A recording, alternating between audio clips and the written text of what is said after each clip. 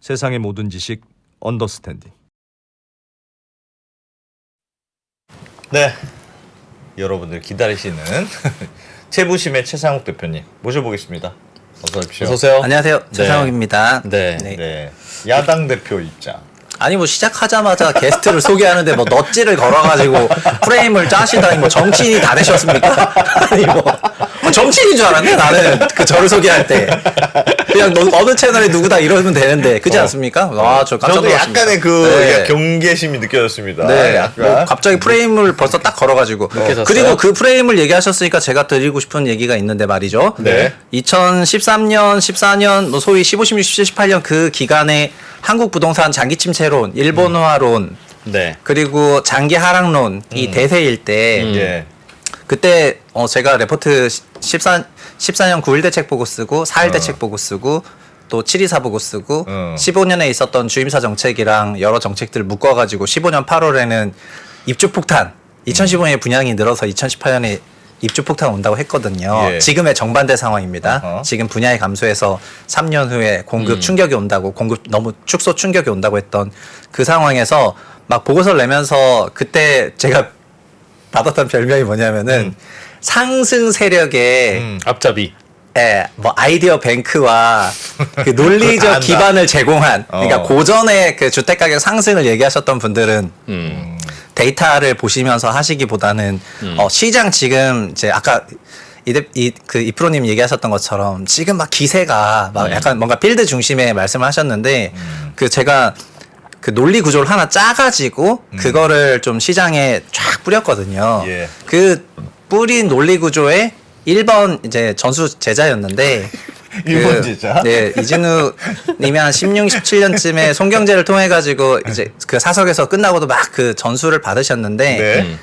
제가 보니까 어느 순간 주화인마에 걸려가지고 아닙니다. 네, 그래서 지금 소위 저희 그 사숙을 대하기를 뭐 하락론의 앞잡이 뭐 이렇게 얘기를 하시니까 진짜 이거는 강호의 도리가 없는 거잖아요. 그거는 약간 저도 처음에 소개가 약간 뭐 알겠습니다. 정확하지 지금 않았던 최 대표님이 것 하시는 같습니다. 말씀의 나는 요지는 공정하다. 나는 네가 지금 하락론의 우두머리라고 표현은 했지만 그 자체도 매우 불쾌하며 2013년, 2014년 이 무렵에 대세 하락론이 있을 때 나는 그때 상승론의 나 홀로 주주였다. 상승을 주장했던 사람이다. 그러니까 나는 뭐 하락론자, 상승론자 이런 식의 레떼르를 붙이지 말아라. 나는 내릴 때 되면 내린다고 얘기하고 오를 때 되면 오른다고 얘기하는 사람이다. 라는 이야기를 하신 거죠? 그렇죠. 네. 그리고 그래서 그 얘기를 좀 해보려고요. 그러니까 예. 이놈의 도대체 그 공급 부족설이 어디서부터 왔느냐 네. 하는 얘기랑 그리고 지금의 공급 부족설 그리고 방금 이프로님 얘기하신 인트로 때 얘기하셨던 공급 얘기는 어떻게 보면은 좀 선호를 자극하는 요인이기는 하거든요. 제가 선호가 결국 위드 머니 돈을 만나서 수요로 간다고 했는데 네. 내가 집을 사야 되겠다는 그 마음이 주택 공급이 없다고 하면은 자극이 될 거 아니에요. 예. 그래서 그 선호가 세지니까 그렇습니다. 네, 선호가 더 세지기 때문에 자연스럽게 집을 수요로 살려는 간다. 수요를 일으킬 수 돈을 있죠. 만나면 예, 그래서 결국은 저는 그래서 자주 얘기하지만 선호가 이제 커지면 커질수록 돈을 어떻게든 마련하려는 그런 마음이 만들어져가지고 우리가 2020년에 봤잖아요. 지방에 사시는 부모님이 멀쩡한 집에 살고 있는데 아빠 그 주택 담보로 70% 대출 받아줘. 나 좀 빌려줘. 그래서 가족 간 대출 받은 다음에 수도권에 갭 투자하는 그런 가구들을 봤단 말이에요. 그래서 그놈이 저한테 지방에 있는 집값이 싸가지고 우리 부모가 나한테 이거밖에 안 해줬는데 진짜 너무 아쉽다라고 얘기하니까 제가 그때 진짜 한 대 때릴 뻔했거든요. 너는 어른 다 돼가지고 너가 스스로 돈 모아서 집 사는 것도 아니고 멀쩡한 대출 없는 집에 그 한 10수년 전에 분양받은 부모 주택을 담보대출 받아서 그걸로 갭 투자를 하면서 그 돈 적다고 뭐라고 하냐 했었는데 그런 마음들이 나타나게 됐던 배경이 결국 소위 그 선호를 엄청나게 자극한 거 아니에요. 시장에서 포모가 나와가지고. 네. 그래서 그 부분이 포모가 자극돼서 선호가 올라가는 건 맞지만은 그래도 결국 이 사람이 집을 살려면은 돈이 있어야 돼요. 그래서 그 돈이 있어야 되고 결국은 그래서 수요를 설명할 때 그 돈을 설명하고 돈이 결국 현금 흐름, 영업 흐름, 재무 흐름, 투자 흐름 세 가지로 나오는 거니까 자기 소득과 대출과 종전 자산의 처분 요 세 가지가 얼마나 좋은 환경이냐 이런 걸 가지고 그 시장 전체를 보면 된다 이런 말씀 드리겠습니다. 알겠습니다. 근데 그 궁금한 게 있습니다. 그래도 네. 그래도 2%가 사실 공급론에 의해서 욕은 먹긴 하지만 그게 이상하지는 않잖아요. 그러니까 공급이 시장 상황이 안 좋아요. 부동산 시장이 안 좋아. 그러면 부동산 공급을 하려는 건설업자가 주춤해요. 그럼 신규 공급이 줄어들어. 그러면 신규 공급이 줄어들면 공급이 줄어들었네 하고 어차피 가격은 수요와 공급에 따라 결정이 되는데 수요가 높아도 가격이 올라가지만 공급이 줄어도 가격이 올라가잖아요. 공급이 줄어드는 요인이 있다는 건 논리적으로 이상하지는 않는데. 예. 만약에요. 수요가 굉장히 좀 탄탄한 과정 속에서 예. 공급업자들이 줄어들었다. 근데 반도체가 쉬우니까 반도체로 예시를 들어볼게요. 반도체. 네. 예. 메모리 반도체 업황이 견조한데 메모리 3사인 삼전, 하이닉스, 마이크론이 있는데 갑자기 뭐 하이닉스든 마이크론이든 이제 도산을 하게 된대요. 예. 아니면은 뭐 삼전, 하이닉스, 마이크론이 있는데 지진이 왔어요. 그래서 생산 시설이 전부 멸실. 그럼 가격 반도체 수요가 탄탄한데 그런 일이 벌어지면은 당연히 메모리 가격이 이제 폭등하겠죠. 올라가죠. 예. 그런데 메모리 업체들이 메모리를 엄청나게 생산했는데 수요가 약해서 안 팔려요. 근데 재고가 쌓여. 재고가 쌓여 있고 메모리 가격이 빠지고 있는데 네. 그래서 한 회사가 도산을 한대요. 그러면은 메모리 가격이 그런 상황에서 올라가겠느냐? 반등해요? 수요가 계속 약해가지고 메모리 업체가 메모리를 생산해도 그 집이 안 팔리는데 그러니까 공급이랑 수요는 항상 상대적인 거거든요. 수요가 탄탄한데 공급이 못 받쳐주냐 수요가 탄탄한데 공급이 받쳐주냐 아니면 공급이 너무 많냐 아니면 뭐 공급은 탄탄한데 수요가 못 따라가냐 늘 상대적인 거지 않습니까? 예. 그래서 보통 공급 사이드에서 하는 얘기는 수요는 항상 탄탄하다는 거를 전제하고 얘기한다는 말인 거죠. 그래서 올해 입주가 적기 때문에 분양이 적기 때문에 3년 후에도 입주가 적을 텐데 예. 입주가 적으니까 3년 후에는 강세장 온다 이 전제는 3년 후 수요는 세다는 거거든요. 세거나 혹은 네, 세거나 평균 이상이거나. 근데 3년 후 수요가 평균 이상일 가능성을 담보할 수가 없잖아요. 그러니까 공급 사이드에서 하는 얘기는 늘 그냥 수요는 항상 평균 이상이었다는 거고요. 근데 저는 수요랑 공급, 여기서 공급은 주택의 입주를 말하는 거지 않습니까? 예. 주택의 입주의 변동폭보다는 아까 대출로 표시되는 수요의 그 변동폭 탄력성이 훨씬 컸기 때문에 이쪽이 더 그 가격 결정 측면에서는 더 큰 요인이다 이렇게 말씀드린 거고요. 하나가 더 있는데 그러면 공급으로 주택 가격이 움직였다라고 얘기를 하려면은 이게 이런 겁니다. 이제 요런 이론 경제학자들이 주로 유로존에 많이 계십니다. BIS라는 금융기관에 막 유로존에 많이 계세요. 예. 그래서 막 이론 경제학자들은 막 구성을 잘 짜 논리적이고 막 이렇게 앞뒤로 예. 막 설명을 하면서 맥락이 다 들어맞아요. 네. 그런데 미국의 소위 계량 경제학파에 의해서 와해가 되었거든요. 왜냐하면은 그 자신의 생각을 계량적으로 잘 보여주지 못했기 때문이에요. 결국 어디선가 딱 공급이 주택 가격에 영향을 미치는 키 팩터라면은 공급과 주택 가격 선이 굉장히 높은 상관성을 갖고 있다는 거 어디선가 보여줘야지 되잖아요. 예. 그런데 그거를 그려보면 실제로 잘 그렇게 안 나와요. 그래서 제가 그려봤어요. 예. 한번 보시죠. 이게 일단 첫 번째 왼쪽 거. 네. 왼쪽 거는 연도별 분양 물량이고 오른쪽은 그 3년 후 정도 되는 입주 물량인데 네. 빨간 선은 연도별 주택 가격 상승률과 하락률을 나눈 거예요. 예. 그래서 이 그림을 딱 보면은 특히 입주가 공급이란 말이에요. 그래서 오른쪽 그림을 보면은 2002년, 3년, 4년, 5년, 6년에 정말 공급 물량이 정말 그냥 안정적으로 유지가 되고 있음에도 불구하고 주택 가격은 플러스 30%였다가 마이너스 2%였다가 플러스 25%였다가 이렇게 스윙을 했단 말이에요. 예. 그 다음 연도인 2007년에는 플러스 1% 정도로 내려가고요. 그러니까 입주 물량이 이렇게 안정적으로 유지되는 경우에도 불구하고 이제 가격이 굉장히 스윙을 했고요. 그리고 입주가 늘어나면 가격이 빠져야 되잖아요. 예. 그런데 15년, 16년, 17년 입주 물량 30만, 39만, 46만 계속 늘면서 가격 우상향하죠. 예. 예, 그리고 2018년에 입주 물량이 전년비 빠졌지만 가격 조금 빠졌는데 그 다음 연도엔 더 빠졌는데 가격이 또 올랐네요. 21년도에는 더 올랐고요. 그러니까 이 2022년만 하더라도 작년에는 입주가 33만으로 더 늘었는데 가격은 마이너스로 전환을 했어요. 그러니까는 이 공급이랑 이거를 설명하는 그 상관성이 높은 그런 그림을 어떤 공급 데이터를 가지고 오더라도 사실은 잘 안 그려져요. 혹시 네. 이렇게 볼 수는 없습니까? 네. 그러니까 방금 교 네. 데이터를 입주와 주택 가격이 그해 혹은 전해가 바로바로 영향을 미치는 게 아니고 그렇지. 어? 그렇지. 아주 그러니까 음. 그동안 쌓여 있는 게 아니 이후에 나타난다. 몇 년 동안 그 공급이 적어지면 그 어. 몇 년이 쌓여서 폭발적인 상승으로 오는데 이제 그렇게 될 경우에는 그게 빨리빨리 다시 공급을 하기가 쉽지 않아서 가격 맞기가 쉽지 않았다는 걸 우리는 그동안 몇 번의 경험을 통해서 알게 됐다는 거죠.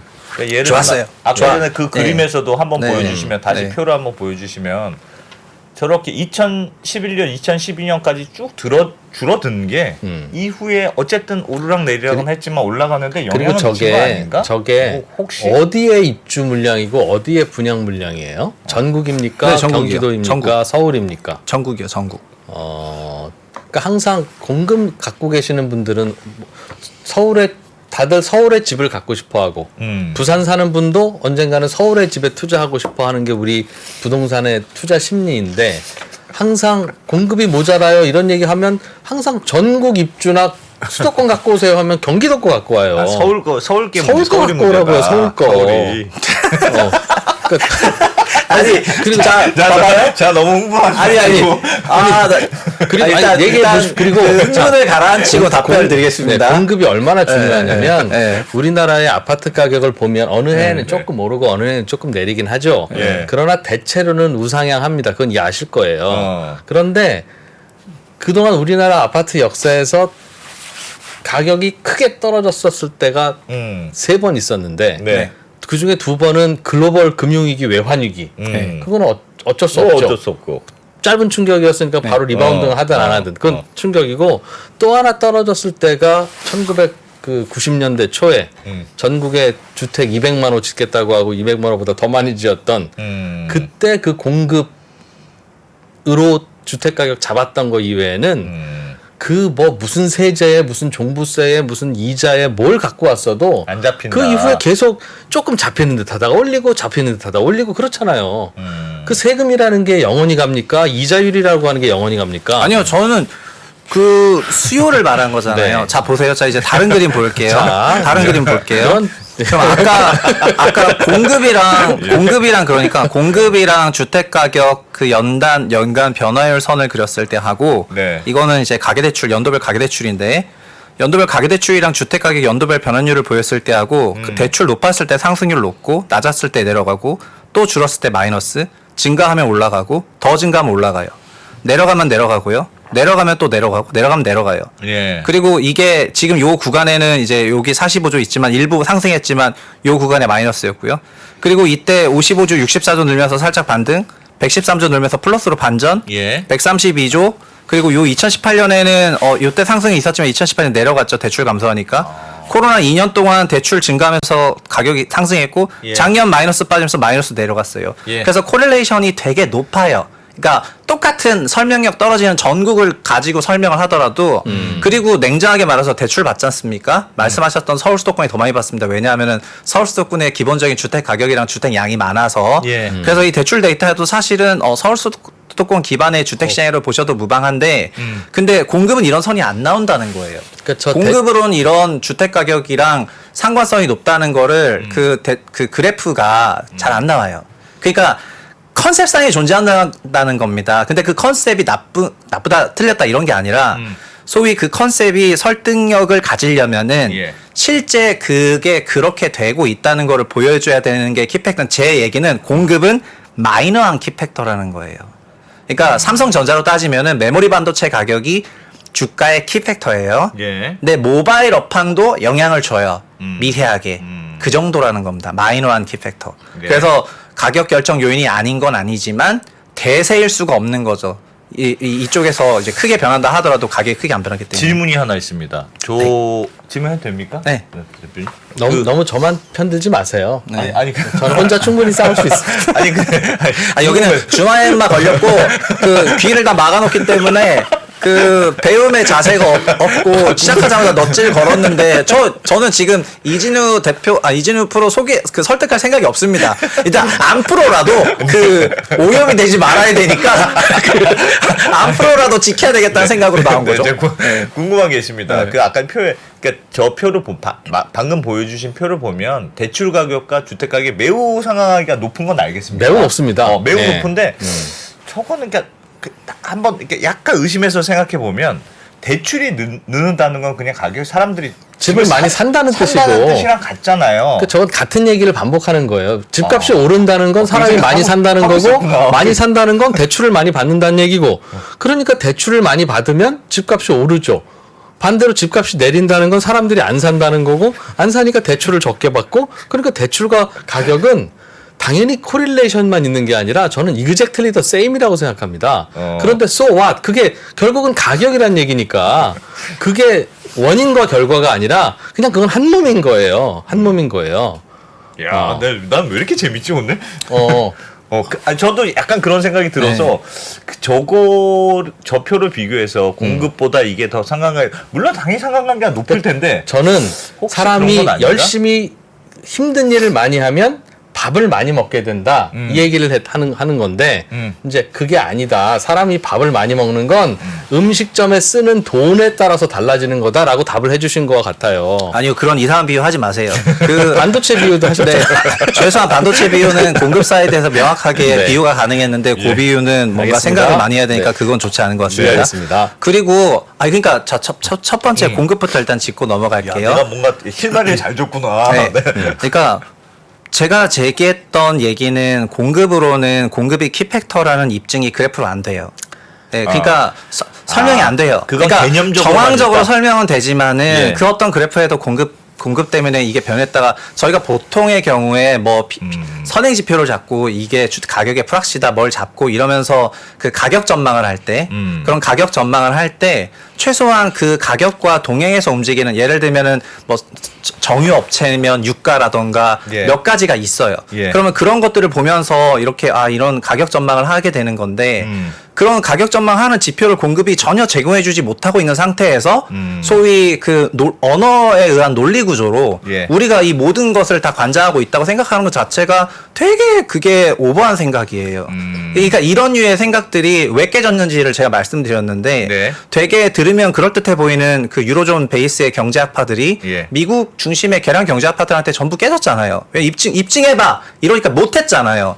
말로만 입증했다는 거 아닙니까? 그럼 통계적으로 증명해봐 이러니까 그거를 못해서 그렇다는 거고요. 그리고 실제로 그래서 이런 농담이 나왔잖아요. 야, 22년에는 공급이 폭증을 했냐? 왜냐면 작년에 마이너스 22% 빠졌지 않습니까? 그럼 작년에 공급이 폭증을 했나요? 근데 그 폭증을 했냐고 하면 또 뭐라고 하냐면, 금리가 올라가니까 그거는 예를 들면 어떻게 설명하죠? 작년에 예를 들면 가격이 22% 빠졌어요. 예. 네. 올해 서울은 10% 올랐어요. 네. 그럼 작년과 올해 사이에 공급량이 막 이렇게 엄청나게 이렇게 변했기 때문에 이 가격 변화를 설명할 수가 있나요? 제가 이쪽 사이드가 하도 그러니까 네, 한번. 거기에 대해서 네. 제가 또 어디서 주워들은 이야기를 네네네. 그냥 답을 해드리면 작년에는 부동산 가격이 폭락한 이유는 갑자기 올라간 금리 때문일 겁니다. 네. 금리 이꼴 대출 이꼴 수요니까요. 그렇습니다. 작년은 갑자기 수요예요. 좋아요. 수요가 갑자기 네. 갑자기 이렇게 비싼 금리는 네네. 그 부동산 시장에 큰 충격이다라고 네. 생각해서 그동안 많이 오른 것도 뭐 문제가 있겠습니다만 작년 그렇게 당연히 설명했죠. 그렇죠. 예. 근데 이제 올해 반등한 건 굳이 이유를 찾자면 설명도 해주셨지만 금리가 그래도 조금 덜 부담스러운 수준으로 내려와서 약간 뭐 그렇게 해서 올라갔든 아니면 금리가 좀 내려갔으니까 전월세 전환율에 영향을 주어서 전세 가격을 약간 들어 올리든 뭐 저는 개인적으로는 그냥 저스트 리바운드라고는 생각하는데 뭐 그렇게 해서 변한 거겠죠. 그런데 이제 그 공급론자들이 하는 얘기는 예. 잠깐 내려갈 수는 있다. 금리 때문이든 대출 규제 때문이든 세금 때문이든 뭐 어쨌든 때문에 내려갈 수는 있는데 가격이 내려가다 보면 내려가는 중에는 공급이 안 이루어지고 이때 입주하는 건 몇 년 전에 그 시장 좋을 때 그때 시작이 돼서 인재 입주가 하는 거고 가격이 내려가는 시기가 길어지면 길어질수록 공급이 마비되는 기간이 생기고 그렇게 되면 언젠가는 수요보다 공급이 줄어드는데 이때는 대출 규제를 한들 혹은 금리가 높든 그냥 공급이 작은 것만으로도 상승의 여력이 생기고 둘째 더 중요한 건 이렇게 긴 기간 동안 부동산 가격이 흘러내리면 그거는 그냥 저스트 불경기라는 의미고요. 그렇게 되면 지금까지도 그렇지만 중앙은행은 금리를 낮출 수밖에 없고 정책은 부동산 경기를 띄우는 쪽으로 움직일 수밖에 없어서 부동산은 뭔가 그럼에도 불구하고 강한 공급을 한다는 새로운 방법이 생기지 않는 한 조금 내려가다 보면 반드시 올라가게 돼 있다. 이거는 정책도 그렇고 수요와 공급의 불균형 때문이라도 그렇고 그럴 수밖에 없는 이 근본적인 한계 구조를 집을 사야 되는 사람은 근데 이런 구조화에서 어떻게 안심을 하겠느냐는 거죠. 지금이야 금리가 높을 수도 있고 대출 규제가 있을 수도 있지만 지금이야 하락이 얼마 안 됐으니까 조금 그래도 한 1년 내렸다는 이유로 무슨 특례 보금자리론 이런 거 만들어서 살렸잖아요. 안 살릴 수가 없다고요. 우리나라가 그런 식으로 부동산 경기가 우리 내수에 미치는 영향이 적지 않기 때문에 그거를 받아들이지 않고 절대 안 살릴 것이며 절대 이 대출 규제 DSR은 완화되지 않을 것이며 절대 이 금리는 계속 될 것이다 라고 하는 것도 이상하지만 네. 이렇게 된다 하더라도 그렇게 되면 부동산 가격은 계속 내려갈 텐데 어느 정도 기간 동안 내려가면 공급이 마비돼서 주요한 지역부터는 당연히 아무리 비싸도 올라가기 시작한다고요. 올라가기 시작한다고. 오케이. 일단은 정부가 그 자산을 바치는 거 있지 않습니까? 예. 이제 그거는 그거는 논외로 그 얘기를 예. 하기로 하고요. 예, 그건 실제로 정부의 오랜 기간 스텝. 자산을 바쳐왔으니까. 근데 뭐 DSR 얘기나 수요 얘기하는 사람이 정책이 무조건 안 바뀐다 그런 건 아니에요. 그러니까 상황이 달라지면 정책은 달라지는 건데 예. 그 22년이 아주 그런 좋은 상황이고 22년 상황은 금리가 너무 올랐고 대출이 녹으니까 수요가 증발했고 예. 그래서 공급량이 아무런 변화가 없었음에도 불구하고 주택 시장이 자연악화를 했고 그래서 수요 사이드에서 개입을 했지 않습니까? 예. 그래서 왜냐하면 공급 사이드에서 개입하면 말씀하시는 것처럼 3년 후에 영향이 오는데 수요는 즉시적인 영향이 오기 때문에 보통의 시장 급락을 마무리할 때는 수요로 건드리게 되는 거니까 특례로 만들고 개입했고 그리고 작년은 제가 지난번에 나와서 말씀했는데 22년 환경은 먼저 20년에서 21년 환경은 금리 내려갔고 은행 채권 금리든 10년 국채 금리든 채권 금리 시장 금리 내려갔고 예. 대출 상품 금리도 내려갔어요. 22년은 기준금리 올라갔고 시장 금리 올라갔고 대출 상품 금리도 올라갔고요. 올해는 그래서 22년 하락했고요. 올해는 기준금리 동결이었으나 시장금리 내려갔어요.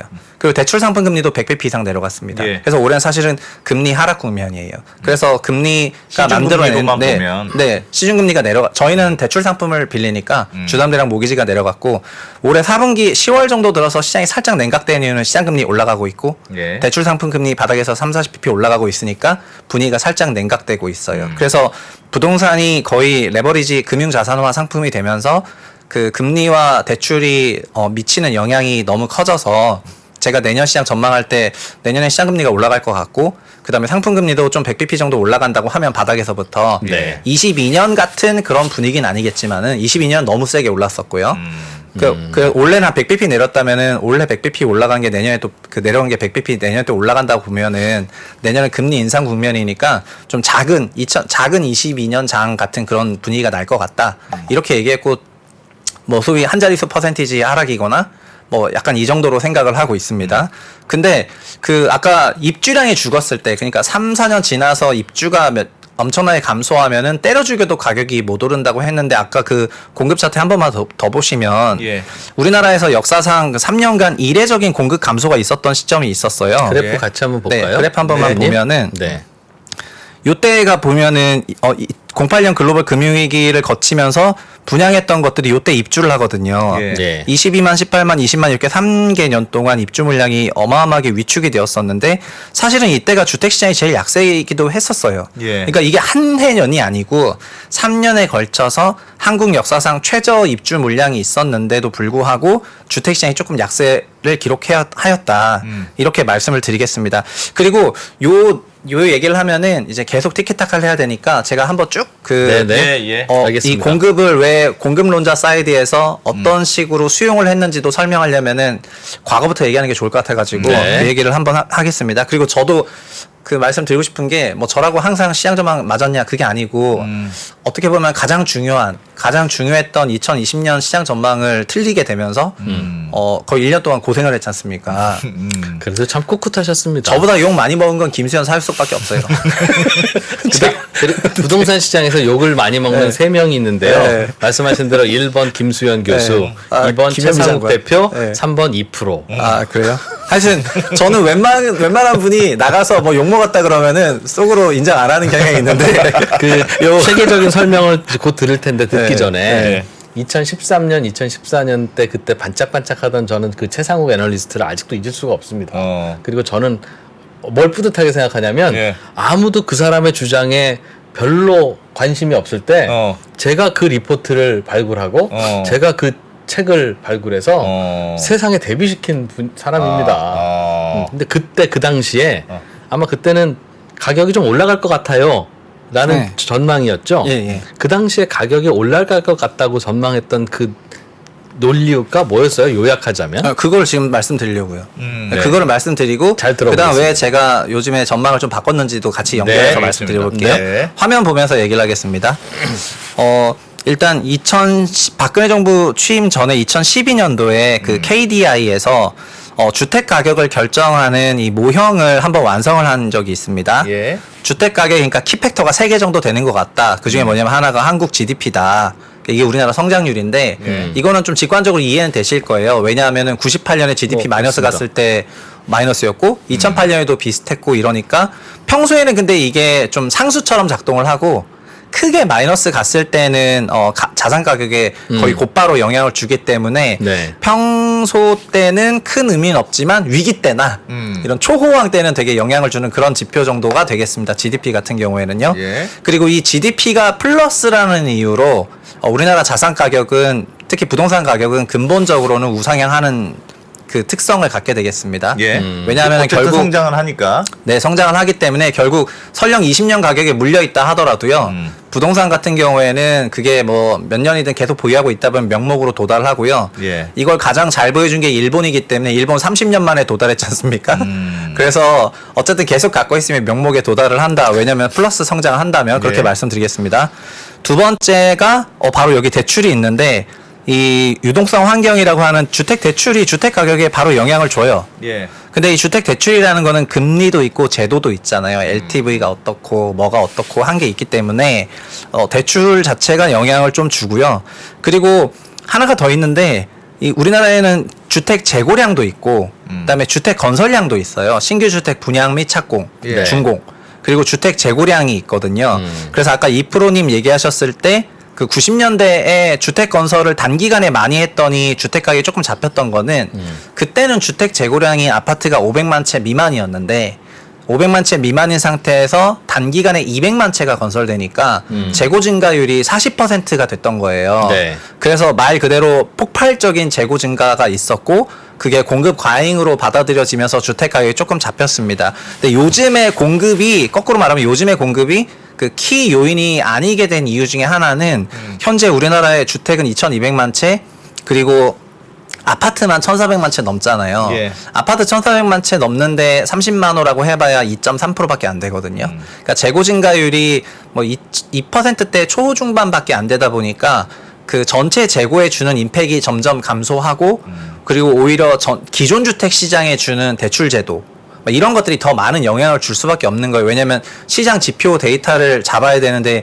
기존 주택 시장이 훨씬 더 크기 때문입니다. 예. 그런데 여기서 얘기를 하는 거는 수요에 맞는 그런 주택 공급이 꾸준히 되고 그 재고량이 적정하냐 뭐 이런 밸런스를 가지고 예측하라는 거였습니다. 예. 그래서 저도 2011년부터 애너를 했고 12년에 이거를 같이 읽으면서 이 모형을 가지고 간단하게 만들어가지고 가격 전망을 했는데 그 가격 전망을 하다가 이거는 그러니까 이건 거의 상수구나 GDP는 예. 생각을 예. 하고 대출도 이렇게 탄력적일지를 몰랐어가지고 당시에는 그냥 이렇게 대출 뭐 대출 항상 늘어나겠지. 이러면서 생각을 했고 그렇다면 우리한테 중요한 것은 주택 재고량과 주택 건설 공급량이 아니겠는가 해서 제가 소위 공급론에 빠지게 되는 요 가운데 그리고 제가 예. 건설 애널이니까 예. 건설 애널이니까 대출이나 GDP 같은 매크로 데이터 얘기하는 것보다는 공급 얘기하는 게 더 편했거든요. 그래서 공급 얘기를 이제 하게 됩니다. 예. 자 그리고 근본 이제 세계 정부 시간이 없으니까 세계 정부 부동산 정책을 한 줄로 요약을 해왔는데요. 예. 14년도에 박근혜 정부에서 이 부동산 정책은 사실 보시면은 이렇게 종류가 되게 많거든요. 네. 이건 2009년 논문인데 그 부동산 정책이 안정화 대책이랑 활성화 대책이라는 게 있는데 안정화 대책은 시장 과열 때 시키는 거, 활성화 대책은 시장 침체 때 올리는 거예요. 예. 근데 이것도 보면 결국 수요 대책이랑 공급 대책이 있더라고요. 나눠지는군요. 네, 그래서 수요 대책과 공급 대책이 있습니다. 수요는 얘기하셨던 것처럼 막 그 대출 이런 게 이제 수요 대책이 되는 거고요. LTV, DTI, DSR 이런 부분이 수요 대책이 되는 거고 예. 그리고 약간 수요의 옆 버전이라고 하는 세금 같은 거 이것도 수요 대책이 되겠습니다. 그렇겠죠. 네. 그리고 공급 대책은 자연스럽게 공급인데 예. 공급은 신도시 공급만을 얘기하는 게 아니라 구도심 공급도 아주 매우 중요한 재건축 완화. 공급이어서 결국 재건축 등 관련 규제를 어떻게 하느냐 네. 이런 부분들이 영향을 주는 거라고 하겠습니다. 그래서 자연스럽게 어떻게 생각하게 되냐면은 이 공급 대책 공급은 제가 여기서 이건 위쪽에 있는 이 5개로 저걸 쪼개 보니까 이렇게 나오더라고요. 예. 공급 2개, 수요 2개, 그다음에 임대차 시장 한 5가지 카테고리로 역대 정부가 했었던 것들을 거의 잘 정리할 수가 있는데요. 네. 일단 박근혜 정부부터 시작을 해볼게요. 박근혜 정부는 어떻게 했느냐면 위쪽에 있는 공급은 그냥 신도시 공급으로 보시면 될 것 같고요. 예. 아래쪽은 구도심 공급으로 보시면 될 것 같습니다. 그리고 이 정부가 말하는 공급은 직접 물량 집 몇 채 짓겠다 이런 게 아니라 공급의 기반을 깐다 이런 식으로 생각하시면 좋겠습니다. 예. 예. 그래서 박근혜 정부는 이랬습니다. 2014년 9.1 대책을 통해서 신도시 폐지를 공약을 하고 무제한 축소하겠다 이렇게 얘기를 합니다. 아까 한참 떨어지던 때였으니까. 네, 그리고 예. 광명 보금자리 주택지구 MB 정부 때 규제했던 것도 폐지를 해버려요. 네, 그리고 컨셉 자체를 신도시는 완전 중단, 구도심만 공급하겠다고 컨셉 자체를 이렇게 이때 처음으로 바꾸게 됩니다. 물량을 축소하겠다는 거죠, 공급 네. 물량을. 이거는 어느 정도였냐면은 지금 아까 제가 막 메모리 얘기를 했는데 메모리 비율을 좀 한번 죄송합니다. 아닙니다. 미리 아니 뭐 시작할 때 너찌 했잖아요. 쌤쌤이요. 그 메모리 업체가 있는데 메모리 가격이 재고가 쌓여가지고 메모리 가격이 빠지고 있는데 그 반도체 3사들이 뭐라고 하냐면은 야 우리 다 같이 한낮한시에 그 반도체 메모리 팹 다 폭파시켜 버리자. 감산하자. 네, 감산. 네. 그리고 뭐라고 하냐면은 그 영원히 짓지 말자. 영원히 신규로 짓지 말자 팹을. 그러면 우리 고객들이 화들짝 놀라가지고 주문할 거 아니냐. 약간 그렇죠. 이런 거였어요. 그래서 자기 임기 5년 동안에 무제한 축소하겠다는 거였기 때문에 꽤 충격적이었거든요. 그리고 정비사업이라고 하는 거는 구도심 공급의 기반인데 예. 구도심 공급의 기반은 굉장히 완화적으로 해줬습니다. 예. 박근혜 정부 때 이렇게 하게 되죠. 네. 그래서 실제 택지 데이터를 봤더니 어떤 일이 있었냐면 이런 데이터가 나오는데요. 여기서 녹색 바가 중요합니다. 녹색 바. 녹색 바가 택지 지정. 예, 매년 지정하면은 그 지정된 거를 정부가 이제 사들이면서 택지 시행사들한테 공급을 하게 되니까 시차가 한 3년 이상 걸리게 되는데요. 여기 아파트 지으렴 하고 정부가 나눠서 네네. 팔아주는 땅이죠. 네, 신도시가 대표적이고. 그렇죠. 2004년부터 2006년 주택 가격 엄청 올랐을 때 부동산이 너무 올라가니까 공급 대책 나와야 되잖아요. 그러니까 2기 신도시가 나왔잖아요. 그때 요 물량들이 다 2기 신도시 지정을 한 거예요. 예. 그리고 MB 정부가 되고 나서 MB는 보금자리를 하고 싶어서 요때 또 보금자리를 막 지정을 해요. 네. 그러고 나니까 아까 제가 메모리 업황 얘기했는데 재고가 2기 신도시도 분양이 다 안 됐는데 또 신규 공장 지어서 메모리를 계속 생산하니까 주택 가격 하락을 해가지고 이때는 엄청난 공급 그 과잉 우려가 있었거든요. 그러니까 MB 정부도 후반부에는 지정을 안 해요. 네. 그리고 박근혜 정부가 들어와서 이거 뭐야 이거 택지 재고가 너무 많네. 그래서 아예 안 우리 해. 일단 아예 안 해 하면서 거의 아예 안 해버려요. 예. 아예 안 하니까 이거를 공약으로 발표를 했고 그래서 제가 이 당시에 그 공급 부족론을 여기서 차용을 해요. 뭐라고 하냐면은 2013년부터 2022년까지 필요한 우리나라 주택 소유량이 있고 인구 가구 수가 계속해서 증가하는 구간으로 가는데 예. 요게 택지 원단이라는 게 있어요. 1제곱킬로미터의 땅에 8,000세대의 주택이 들어가요. 예. 근데 그럼 우리나라는 1년에 30만 원 이상 아파트를 짓지 않습니까?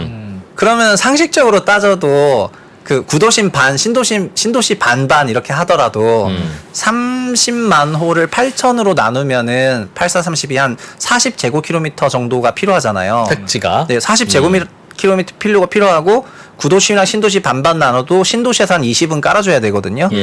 근데 이거를 빵 1, 2, 1, 2, 2 막 이렇게 가니까 이게 그러면 구조적으로 2022년, 2023년 정도 됐을 때에 우리가 필요한 주택 소유량을 이렇게 땅이 없으면은 달성할 수 있을까? 이제 이런 의구심이 들었던 거예요. 그렇습니다. 예, 그래서 이때 제가 했던 게 뭐냐면은 지금 지금 주택이 적다 이렇게 얘기를 한 게 아니고요. 공급 기반이 없어졌다. 박근혜 정부는 컨셉이 뭐냐면 공급 기반이 없어졌기 때문에 이 공급 기반이 없어진 상태로 몇 년간 가게 된다면은 이 공급이 사라지는 효과가 언젠가부터 나타날 것이다. 그래서 예. 주택 가격은 그때부터 구조적 강세, 요즘 공급론자들이 예. 말하는 구조적 강세. 공급 부족에 의해서 네. 구조적 강세가 찾아올 것이다. 예. 그렇게 얘기를 하게 됩니다. 그래서 제가 조금 전에 이 얘기 시작하기 전에 최상욱 대표님이 2013년, 24년 이때 그 집값이 오를 거라고 네. 전망하셨던 근거가 뭡니까라고 질문드리는 네네네. 이유가 지금 제가 이래서 집값 오를 것 같아요라고 걱정했던 바로 그 포인트였어요. 네. 공급이 안 되니까. 제가 이때 이제 구조적 강세, 구조적 공급 위축과 강세를 얘기하잖아요. 그랬더니 수많은 저는 이제 공급을 그냥 정확히 나누면요. 아까도 이 얘기를 하려마다 말하는데 공급 기반이랑 단기 공급 두 가지를 구분해야 돼요. 기반과 네, 기반과 실제 단기 공급 물량 3년 이내에 분양 입주와 같은 단기 공급 물량과 그러니까 1, 2년 상태의 입주는 달라질 일이 없잖아요. 기착공 다 했기 때문에. 근데 우리는 정책은 뭐냐면 항상 기반을 건드리는 거잖아요. 예. 그리고 기반을 건드리면 결국 3년 이상의 장기 시차를 두고 영향을 줄 거지 않습니까? 예. 그러니까 결국 정책을 해석할 때는 그 공급 기반으로 설명을 해야 되는데 14년, 15년에도 제가 이 얘기를 했더니 단기 공급 물량이 많다면서 저한테 굉장히 태클을 걸었어요. 뭐라고 예. 걸었냐면은 그게 이 화면 한 번만 더 보여주시면요. 네, 그게 요 왼쪽 그림이었어요. 뭐냐면 2014년 9일 나오고 15년에 제가 장기적인 공급 위축이 온다고 했는데 분양 물량이 이렇게 60% 늘어버린 거예요. 그 16년에도 늘어버렸고요. 근데 저는 15년, 16년에 계속해서 구조적인 공급 위축이 온다고 얘기를 했거든요. 예. 근데 2년 동안 이렇게 분양 물량이 늘어버리니까 뭐야 뭐 최상욱 너는 공급 위축 온다 그랬는데 2년 동안 공급이 엄청나게 늘어버렸고 이렇게 분양이 늘어버린 것 때문에 3년 후에는 입주 폭탄이 오니까 입주 폭탄이 오면 지금이랑 똑같아요. 그 어떤 뭐가 있더라도 주택 가격은 무조건 하락한다. 이렇게 얘기하면서 저의 공급 부족론을 이제 카운터 치는 그런 논리로 분양 증가론을 들고 나온 거예요. 예. 지금도 그러니까 약간 그거의 역상화이긴 하다고 생각합니다. 그래서 제가 이때 뭐라고 했냐면은 내가 말한 건 이제 저는 공급 기반론을 얘기했잖아요. 그래서 뭐라고 했냐면 주택 가격이 상승하는데도 불구하고 공급이 분양이 따라가지 못하는 시점이 온다. 주택 가격이 상승하면은 원래 공급이 따라 붙어야 되잖아요, 분양이. 근데 주택 가격이 상승하는데도 공급이 따라붙지 못하는 건 뭐예요? 택지 재고를 다 소진했다는 의미가 되는 거잖아요. 그렇습니다. 네. 그래서 그것만 기다리고 있었어요. 주택 가격이 올라가는데도 불구하고 그 분양 물량 줄어드는 시점이 한번 와야 될 것 같은데 언제 올까? 그래서 네. 완전히 2년 동안 이 공급 과잉론에 영향을 받으면서 영향받고 있다가 17년 초에 2017년 분양 계획이 나왔는데 33만으로 나와요. 그러니까 2017년 초에 딱 나왔을 때. 그래서 이때 뭘 선언하냐면은 택지 재고 다 썼다. 이게 아까 요거 보셨잖아요. 이거 택지 재고 2기 신도시 다 썼다. 이 택지 재고를 15, 16년 분양할 때 다 썼기 때문에 이때부터 이제 요 영향에 사로잡히게 될 것이다. 그래서 분양 물량이 감소하는 효과가 나온다고 생각해서 2017년부터 그때부터는 더 톤을 높여가지고 이제 구조적 공급 강세발 초강세장이 온다. 이러면서 막 이제 배후 활동을 했습니다. 네. 근데 안타깝지만 2017년에 문재인 정부가 들어섰었는데 문재인 정부 들어서고 나서 17년, 18년, 19년에 정책을 낼 때 뭐예요? 입주가 늘었잖아요. 예. 입주가 이렇게 늘어나다 보니까 입주가 과거 평균 대비 월등히 늘면서 우리 공급이 부족하지 않다. 이런 얘기를 한단 말이에요. 주택 공급은 과거 정부 대비 엄청 많은데 지금은 공급이 문제가 아니라 수요가 문제고 다주택자의 그러니까 다주택자의 초과 수요가 문제다 이러면서 파리부동산 대책이 네. 나와요. 예. 그래서 그 당시에 저도 막 파리 대책 나왔을 때도 그렇고 2017년에도 그렇고 그때 했던 얘기가 바보야 문제는 택지 신규 지정인데 택지 신규 지정이 지금 5년째 빵을 기록하고 있는데 구조적 지금- 공급 기반을 건드린 것 때문에 공급 부족 문제가 나타났고 주택가격이 올라가는데도 공급이 못 따라가는 그 현상이 더더욱 더 택지 공급 부족이라는 걸 반증하는 증거인데 네, 그런 왜 얘기 안 하고. 입주가 많다고 이건 3년 전에 그러니까 단기 공급인데 그래서 단기 공급이랑 장기 공급 기반을 구분하지 못하고 이렇게 그 공급 얘기를 할까 네. 공급이 많다고 얘기를 할까 이러면서 네. 막 하거든요. 이해가요. 여기까지 이해가시죠? 예. 네. 그래서 실제로 2017년부터는 그래서 시장에는 가격이 올라가니까 기본적으로 공급 부족론이 대세로 자리 잡게 돼요. 네.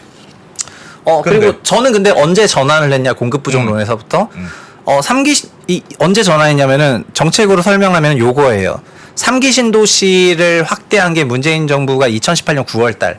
그러니까 2019년 2월 달에 3기 신도시를 발표하기 시작하거든요. 예. 그러니까 제가 생각할 때 2019년에 그 3기 신도시 정책은 14년에 9.1 부동산 신도시 정책과 매칭되는 서로 꺼질 수 있는 그런 형태의 정책이었어요.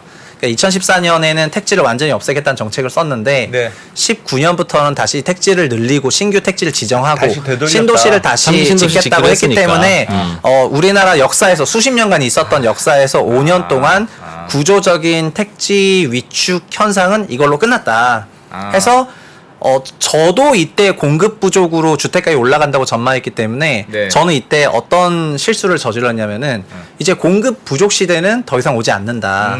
더 이상 오지 않기 때문에 그럼 자연스럽게 수요로 전환한다고 생각을 해야 되는데 예.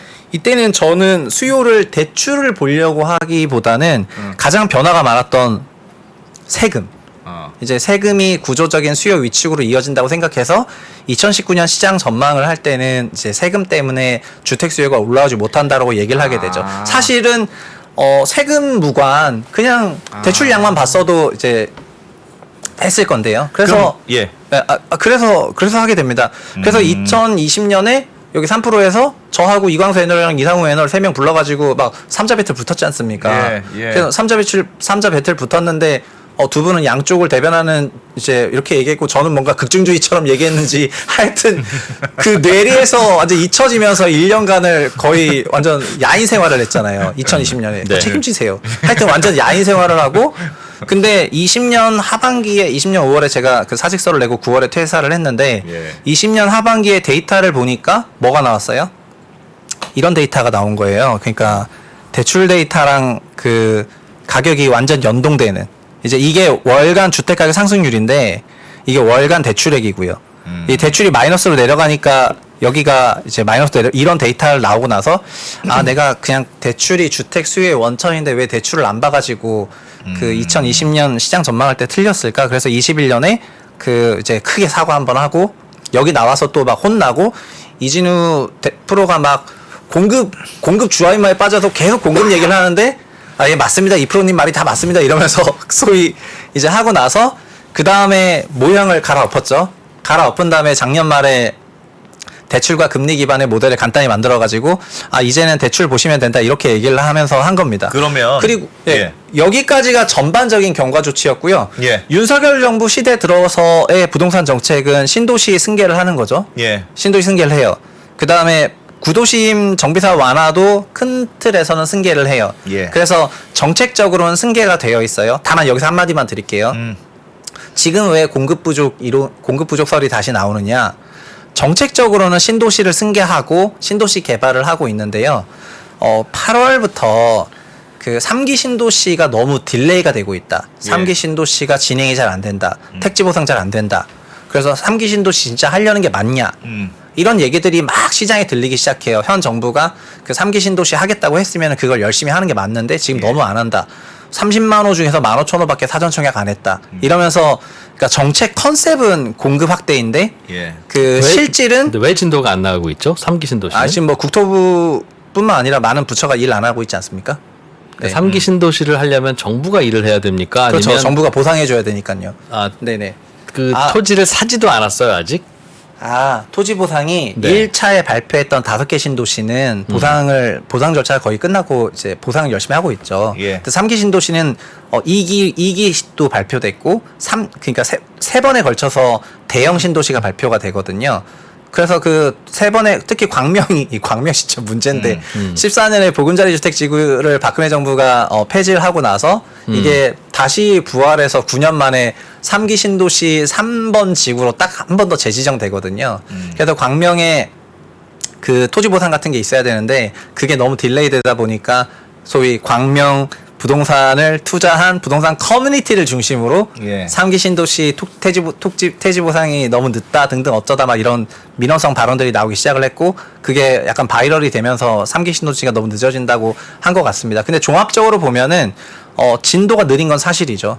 진도가 느린 건 사실이기 때문에 그 공급 부족이 나올 만한 환경이라는 건 저도 이해하지만 근데 컨셉적으로 그 박근혜 정부 때는 신도시 아예 안 짓겠다, 아예 알겠어요. 없애겠다. 저도 3기 지정된 것도- 신도시가 네. 뭐 진도가 네. 좀 늦을 수는 있지만 네. 예. 이미 토지도 지정하고 진도 뺀다고 하니 거기에 아파트 들어설 것 같아요. 네네네. 뭐 안 들어서겠습니까? 다만 정부가 토지 보상을 다 해서 자 이제 이 토지를 부동산 그 건설회사들한테 팔아서 건설회사들이 거기에 이제 아파트 짓고 분양해라라고 하는 컨셉인데 즉 국토부가 사서 국토부가 짓는 게 아니라 건설회사들한테 땅을 팔아서 지으라고 해야 되기 때문에 부동산 경기가 계속 꺼져 나가면 건설회사들도 그 땅 낼름 사서 내가 리스크 안고 분양하겠다가 안 될 거라고요. 그래서 3기 신도시 진도도 결국은 나가긴 나갈 텐데 부동산 가격이 계속 이렇게 안 오르고 있으면 그 진도도 그것 때문에는 잘 안 나갈 거다. 그러나 뭐 나가긴 나가겠죠. 다만 우리 3기 신도시 지정할 때도 저기에 집 짓는다고 과연 서울 수요가 얼마나 분산이 될 거냐. 우리는 서울 아파트 가격이 모든 거에 바로미터가 되고 있고 아니 서울은 아무리 올라도 괜찮아. 우리는 전국적으로만 안정되면 돼라고 하면 우리는 이 토론 안 해도 되죠. 그런데 그게 과연 그럴까는 생각해 볼 만한 얘기예요. 요 생각 있잖아요. 네. 이게 예. 소위 이제 서울 그 만물 서울 중심주의라고 제가 그 이름 붙인 그 사고관인데요. 이 만물 서울 중심주의 사고관은 그 과거를 공부하셔야 돼요. 예. 왜냐하면 아까 94년 얘기하셨잖아요. 네. 94년에 1기 신도시는 어디다 지었는데요? 1기 서울 신도 바깥에 지었죠. 네, 근데 그때 서울 가격도 빠졌어요. 어. 왜냐하면은 서울은 서울이라는 행정구역이 있지만 사실은 수도권이라는 그러니까 서울 생활권이라는 지역으로 묶여 있지 않습니까? 예, 예. 그래서 서울은 진짜 냉정하게 말하면은 주택 수가 굉장히 부족한 도시 지역이고 그래서 주거 기능을 외부에 의존을 하고 있어요. 예. 그래서 외부에 주거를 지었을 때 통근통학을 하면서 서로 간에 영향력을 미치거든요. 그러니까 순수하게 서울 행정구역 안에서의 수요뿐만 아니라 외부에 서울 대비 저렴한 주택을 지었을 때 수요가 많이 이쪽으로 이제 이탈이 돼요. 네. 그래서 2기 신도시 지었을 때도 마찬가지였고, 그러니까 신도시를 서울 근교에 참고로 제가 이것 때문에 2018년에 그 통근통학 관련한 책을 썼을 때 맞습니다. 그 수도권에 있는 그 통근통학률이 높은 도시 지역이 1기 신도시다. 1기 신도시는 전체 인구의 30%가 서울로 통근통학을 하기 때문에 베드타운이죠. 요 분들은 사실상 서울 생활권인데 외부에 사시는 분들이고 그리고 지금 3기 신도시로 기획된 데는 다들 1기 신도시 지역보다 통근통학률이 더 높은 지역을 다 배정해 놨거든요. 예. 그래서 여기가 지어지게 되면은 2기 때랑 다르게 2기는 막 파주 운정신도시 지었고 그 막 동탄 1, 2 이렇게 짓다 보니까 서울 생활권이 아닌 지역에 신도시가 많이 건설됐었는데 3기는 전부 생활권 지역에 지어져요. 그러니까 그 3기가 흡수할 주택이 없지 않다 이렇게 말씀드리겠습니다. 질문 있습니다. 네. 그 지금 말씀하신 게 제가 잘 이해했는지 모르겠는데, 그러니까 박근혜 정부 때는 구조적으로 공급이 그 제대로 이루어지지 않은 시기였고, 그 가격이 내려가니까 일부러 막은 거죠. 일부러 그렇죠. 막은 거예요. 가격 부양 정책을 그러니까 썼죠. 그게 그 이후에 이제 가격 상승으로 나타났고, 네. 문재인 정부 들어서는 어쨌든 뭐 이런저런 공급이 구조적 말씀하셨던 구조적 공급 이런저런 택지 지정하고 구조적 공급이 이루어졌다. 그러면 그래서 이제 공급 사이드에서는 예를 들면 쌤쌤이 됐다. 그러면 이제 지금 정부에서는 어떤 방식으로 봐야 되느냐? 지금 그게 문제라는 거잖아요. 지금 방식은 근데 대통령 공약상 3기 신도시를 포함해서 2022년 작년 8월 16일에 첫 번째 부동산 대책 냈었던 게 네, 네. 270만 원 공급 대책이고 3기를 수용하고 추가로 신도시를 발표해요. 11월 달에 예. 김포 한강 신도시 2차를 발표하고 지금 알겠습니다. 또 발표하거든요. 그러니까 신도시는 계속 발표를 하고 있습니다. 예. 그래서 기본적으로 신도시를 계속 공급하겠다는 컨셉 자체에 변화는 없고 예. 그거를 승계해서 더 발전시키고 있고 구도심에 대해서만 생각이 다른데 문재인 정부는 구도심을 억제했어요. 구도심 주택 가격을 재건축 재개발을 활성화시키면 가격이 올라간다고 생각해가지고 정비사업 규제를 극한으로 갖고 갔거든요. 예. 근데 윤 정부는 정비사업 규제를 기본적으로 완화할 생각이에요. 다만 이게 그 국회 환경 때문에 통과가 안 된 것들이 많지만 구도심 정비 기반도 가져갈 생각이고 이걸 한 줄로 표현하면은 수요가 있는 곳에 공급하는 게 맞지 않냐. 예. 그래서 서울이나 일반 시에 언제까지 신도시만 짓냐. 구도심도 정비사업 해가지고 주택 공급해야지. 그래서 역사상 세계 정부 처음으로 신도시와 구도심 양쪽의 공급을 다 하겠다고 그런 기반을 깔겠다고 생각한 정부기 때문에 예. 공급 쪽에서는 그 어느 역대 정부보다 더 활성화를 시키겠다는 생각을 하고 있거든요. 동의합니다. 예. 네, 그런데 3년 이내의 단기 시황에 따라서 분양 물량이 줄어드는 그 입주 부족을 그 만성적인 공급 부족으로 볼 수 있냐? 그게 제가 아니라고 말을 하고 싶은 거죠. 아니, 공급 부족이 아니라 신도시도 하는 거 좋고 저도 서울에 이런저런 그 이제 도시 정비 사업 신통 기획이니 뭐니 활성화하면서 어떻게든 재개발 재건축을 해보려고 하는 그 노력의 방향이 매우 옳다고 생각합니다.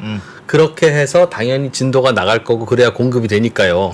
그러나 그렇게 공급이 되려면 그런 정책 의지도 있어야 하지만 예. 반드시 필요하지만 예. 시장 상황이 받쳐줘야 신통 기획도 진도가 나가고 3기 신도시도 토지가 분양이 되고 건설회사가 건설을 하고 분양을 하지 계속 작년처럼 정책이 내리고 의지만 내리고 가지고 또 되겠느냐? 내리면 지난 박근혜 정부 때처럼 공급이 안 되는 거예요. 토지만 있으면 뭐합니까? 진도가 안 나가는데. 그러니까 이 부동산 시장은 경기가 좋으면 진도가 나가고 경기가 안 좋으면 이제 가격이 떨어지면 진도가 안 나가고 진도가 안 나가면 공급이 부족하고 그럼 다시 올라가는 이거가 그냥 무한 반복인 거예요. 근본적으로 경기가 안 좋아도 무조건 공급을 하는 어떤 공급처가 있어야 되는데 그게 뭐 주택청이든 뭐 주택공사든 뭐 있어야 되는데 우리는 시장 경기 안 좋을 때 집을 서울의 한복판에든 어디든 짓는 주체가 없잖아요. 그러다 보니 경기가 꼬꾸라지면 조금 기다리면 공급 부족 다시 올라가고 특히 이제 요즘은 낡은 주택들이 낡은 아파트들이 굉장히 많잖아요. 그 일기 신도시도 그렇고 서울도 그렇고 예. 급격하게 낡아가는 시기라서 낡은 아파트는 우리 마음속에서 주택이 돼 주택은 아닌 상황인 겁니다. 그러니까 이게 빨리빨리 지어지지 않으면 네. 그냥 아파트 개수로 치면 뭐 얼추 맞는 것 같은데 1000명당 주택이 있는 것 같은데 싶지만 네. 실제로는 내 눈높이에 맞는 주택은 급격히 줄어들고 있다고요. 그러니 진짜 지금 열심히 이게 지어야 돼요. 그러니까는 이프로님 얘기하실 때는 이프로님은 그 선호 수요를 계속해서 그 혼동해서 말씀을 하십니다. 네. 그러니까 새 집 살고 싶다, 오래된 집이 내 집이 아니다. 이거는 그 좋고 넓고 새 집에 살고 싶은 사람의 근본적인 선호하는 마음을 얘기한 네. 거고요. 네. 이 마음이 수요로 가려면은 돈이 붙어야 된다고 했잖아요. 예. 근데 주택 가격이 올라가면은 선호하는 마음이 있음에도 불구하고 그 주택을 살 수 없기 때문에 수요가 네. 위축이 되는 거예요. 그럼 거꾸로 다만 우리나라에서 주택 가격이 올라갔을 때 수요가 막 따라붙었던 것들은 소위 영끌 수요가 따라붙었던 것들은 예. 아까 그 선호를 자극하는 심리 이제 더 이상 공급 없다 이번에 못 따라가면 넌 도태돼 이런 포모라는 심리 이런 거였고요. 그러니까 주택 가격이 상승하면 공급 늘어나는 건 공급 곡선상의 얘기인데요. 예. 소위 수요 곡선상의 얘기는 주택 가격 내려면 수요가 위축이 되잖아요. 그 주택 가격이 상승하면은 그럼 수요가 이렇게 위축됐는데 공급이 계속 그 숫자로 공급을 할 수가 있어요. 공급도 당연히 수요 공급의 균형점을 찾아서 위축되고 내려오는 게 맞고 그게 현재 그러니까 제 말은 2, 3년 이내의 단기적인 공급 물량 조정은 수요 공급의 자발적인 조정이지 이게 구조적인 공급 부족을 의미하는 것은 아니다. 지금은 그리고 그러니까 네. 그 말씀이네요. 그러니까 공급이 중요한 시즌도 있는데 지금은 그런 공급으로 설명하는 부동산 시장이 아니다라는 말씀이네요. 네, 올해 지금 미분양도 많고 분양도 올해. 잘 안 되는데 아니, 물론입니다. 여기서 지금 가격 더 올려서 공급하겠다. 그럼 미분양 늘어나잖아요. 최근에 8월까지 잘 되던 서울 분양도 10월 되니까 안 됐지 않습니까? 아니 저도 올해 공급이 부족해서 오른다는 이야기가 아니고요. 다만 우리나라 부동산 시장은 제가 지금 말씀드린 이것 때문에 그리고 이거는 타임이 훨씬 긴 스케일로 뭐 얘기하는 조금만 거고. 길게 보면 박근혜 정부 때 공급 안 하니까 문재인 정부 때 바로 튀잖아요. 박근혜 정부 다음에 문재인 정부죠. 그러니까 문재인 정부 때 가격이 오른 건 조금 잘못된 정책 때문이기도 하지만 애초부터 박근혜 정부 때 공급 안 된 그것이 쌓여서 그 결과물로 나타난 거 아니야? 서울에서도 무슨 그 대규모의 아파트 짓는 거 다 폐지하고 다 그 주택의 벽화 그리기로 다 바꾸는 바람에 아파트 공급이 안 됐잖아요. 그 영향이 대략 한 5, 6년 후면 대충 오는구나. 그게 길어지지 않는구나라는 구조를 파악하고 있으면 올해도 내릴 수 있고 내년에도 내릴 수 있죠. 그러나 그게 쌓여서 3년 후, 4년 후, 5년 후에는 더 오를 텐데 라고 하는 이 좌절감을 어떻게 다독일 거냐. 아니요, 저는 그 좌절감이 잘 이해가 안 되는 부분이요. 네. 그러니까 이런 거거든요. 네. 지금 그 제가 DSR로 시장 얘기를 하면서 예. 우리나라 정책이 진짜 긴 시계로 얘기하니까 저도 긴 시계를 하나만 보여드리겠습니다. 이 오른쪽 표가 여기 화면에 보이는 게 뭐냐면은 좀 확대할게요. 네. 화면에 보이는 거는 이 파란색 표는 가계대출이거든요. 예. 회색은 기업대출입니다. 대출이 GDP 대비 퍼센티지예요. IMF 때 기업 부채는 GDP의 110%로 역대 최대였고 이때 고부채 기업들 도산하는 과정에서 가계, 기업, 정부 세 가지가 국내 경제 주체니까 가계한테 빚내라 이렇게 한 거예요. 예. 빚내서 집 사라 첫 번째 1차 사이클 되겠습니다. 예. 빚내서 집 사려고 하니까 주담대 처음으로 만들어줬던 민영은행에다가 예. 예. 그 다음에 신용대출 늘려줬고요. 그리고 자연스럽게 디레버리징 끝나고 다시 기업 레버리지 사이클 왔고 경기 좋았습니다. 근데 요때 2008년 글로벌 금융위기 와서 고부채 기업들이 요때 또 도산하거든요. 예. 이게 14년입니다. 그래서 이때 최경환 부총리 시대에 빚내서 집 2차 사라. 빚내서 집 사라 예. 하게 예. 된 거죠. 예. 그래서 이때도 기업 위기를 가계 위기로 막았습니다. 예. 그리고 나서 코로나가 왔더니 같이 둘 다 빌려버렸어요. 예. 그래서 이렇게 올라갔는데 그래서 지금은 둘 다 GDP의 110%까지 왔는데 예. 글로벌한 연구는 GDP 80% 가계부채 넘어가면 성장률에 마이너스 영향을 준다는 거잖아요. 그러니까 요 파란 선을 이거 내리고 싶은 거 아니에요? 예. 내리고 싶으니까 지금 철학적으로 정책적으로 컨셉이 뭐냐면은 대출을 더 이상 받지 못하게 하자 이러면서 대출 총량제 얘기도 나왔고 DSR 얘기도 나왔어요. 예. 근데 요 빨간색 박스 있었던 요 때 있잖아요. 예. 제가 자주 말씀드린 이유가 저 대출 증가가 있던 요 시기 예. 요 대출 증가가 있던 요 시기에 주택가격 상승률이 가장 높았었거든요. 그러니까 장기 시계로 보면은 주택 가격이 1, 2% 오르냐 시장 대비 초과적으로 강세가 가냐를 구분하는 그 기준은 대출의 소위 레버리지 초과 사이클이 있냐 없냐를 가지고 설명을 해야 되는데요. 예. 지금 현재 100% 넘는 GDP 부채 상태에서 우리나라 가계대출을 초과 사이클을 일으킬 거냐? 일반적으로 안 한다는 거고요. 예. 이진우님 말씀 받아서 설명하면요. 그런 초과 사이클을 한 번 더 쓰려면요. 기업이 어마어마하게 도산하고 경제가 완전히 맛이 가야 돼요. 그러면 다시 가계라는 카드를 써가지고 대출 좀 일으킬래 이렇게 쓸 거거든요. 그러니까 전제 조건이 있어. 영원히 가계부채 증가 사이클을 안 쓴다 이런 게 아니라 항상 가계부채 증가 사이클을 썼을 때는 예. 기업에서 경제가 망가지고 기업 부채가 너무 크고 이런 과정이 있었을 때 그 조건에 해당하니까 썼거든요. 현재는 22년 같은 상황도 아니죠. 22년에 급락하는 그런 상황도 아니죠. 올해 일부 지역 반등했죠. 강세장 전환했죠. 지금 상황에서 가계 부채 관련 정책을 뭐라 그럴까 갑자기 피벗할 이유는 전혀 없다고 생각하기 때문에 요 베이스로 이제 말씀을 드린 거고 그렇습니다. 알겠습니다. 네. 야. 안정될 것 같습니다. 부동산 가격. 제가 보니까 오늘 얘기 들어보니까 두 분이 많이 다른 얘기를 한 것 같진 않다는 생각도 좀 드는데. 시계 그 바라보는 그 시선의 예. 스코프가 조금은 다르죠. 예, 스코프가 좀 달랐다는 저는 뭐 생각이 올해 어떻게 들고. 될지 내년에 어떻게 될지는 몰라요. 어떻게 네, 되겠어요. 네, 네. 아무튼 저는 지켜보는 저로 좀 구조적으로 재밌었다. 부동산 가격이 서울에 특히 우상향하는 건 마치 만유인력의 법칙 같구나 이런 건. 아니 너 너무 그렇게 얘기하지 마. 내리- 사야 되잖아. 그래서 야, 이거 어떻게 하지? 몇 해 내리는 게 별로 안 반가운 거예요. 그러니까. 알겠습니다. 네. 야, 요거 조금 아쉬움이 있는데 네. 최상욱 대표님 다시 한번 또 아니 모셔가지고 충분히 설명해 주셨습니다. 설명했습니까? 또 모시지 맙시다. 또 모시면 이제 막 혼낼 것 같습니다.